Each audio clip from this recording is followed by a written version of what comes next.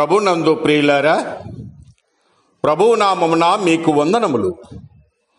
మన వరుస ధ్యానంలో ప్రభు బిడ్డలు ఎదుర్కొనే 4వ పరీక్ష యేసు నామమునకై పరీక్ష. పేతురు వ్రాసిన మొదటి పత్రిక 4వ అధ్యాయము 12 నుంచి 14 వచనాలు. ప్రియులారా, మిమ్మల్ని శోధించుటకు మీకు కలుగుచున్న అగ్ని వంటి మహాశ్రమను గూర్చి మీకేదో ఒక వింత సంభవించినట్లు ఆశ్చర్యపడకుడి. క్రీస్తు మహిమ బయలుపరచబడినప్పుడు మీరు మహా ఆనందముతో సంతోషించు నిమిత్తము క్రీస్తు శ్రమలలో మీరు పాలువారై ఉన్నంతగా సంతోషించుడి.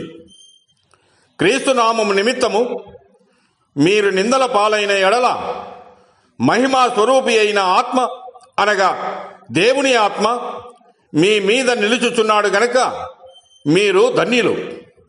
దేవుడు ఈ మాటలు దీవించి ఆశీర్వదించునుగాక. గమనించండి ప్రియులారా, ప్రభు అయిన యేసు నామమునందు విశ్వాసం ఉంచినప్పుడు కొన్ని పరీక్షలు కలుగుతాయి. కొన్నిసార్లు నష్టాలు, కష్టాలు, అవమానాలు, బాధలు, హింసలు ఎదుర్కొంటాం. అవి అగ్ని వలె గొప్ప పరీక్షలుగా ఉంటాయి. క్రీస్తు నామము నిమిత్తము పరీక్ష లేక శ్రమ కలిగినప్పుడు మనము సంతోషించాలి. ఎందుకు సంతోషించాలి అంటే, మన శ్రమల్లో దేవుడు మనలను అనాథలుగా విడవడు.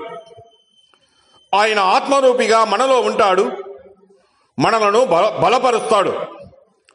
ఉదాహరణకు హెబ్రీయులకు రాసిన పత్రిక 11వ అధ్యాయము 24 నుంచి 27 వచనాలు మనం గమనిస్తే, మోషే క్రీస్తు నిమిత్తము విశ్వాసమును బట్టి ఐగుప్తు ధనము కంటే క్రీస్తు విషయమైన నింద గొప్ప భాగ్యమని ఎంచుకొనేను. కారణం, బహుమానము ముందు ఉన్నదని దానిపైన దృష్టి ఉంచాడు. అపోస్తలులు కూడా ఎన్ని దెబ్బలు తినను ప్రభునామము కొరకు అవమానము పొందుటకు పాత్రులమని ఎంచుకొని సంతోషించిరి. యోహాను ప్రభు అయిన యేసు నామము కొరకు సాక్షిగా జీవించాడు.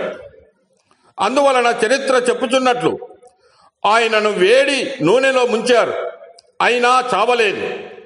అప్పుడు పద్మాసు ద్వీపానికి ద్వీపాంతర వాసము పంపారు. యోహాను ఒంటరి వాడయ్యాడు, దిక్కులేని వాడయ్యాడు. అయితే యేసు నామము నిమిత్తము సాక్ష్యం ఇచ్చినప్పుడు మనము ఒంటరి వారం అవుతాము, శ్రమలను ఎదుర్కొంటాము.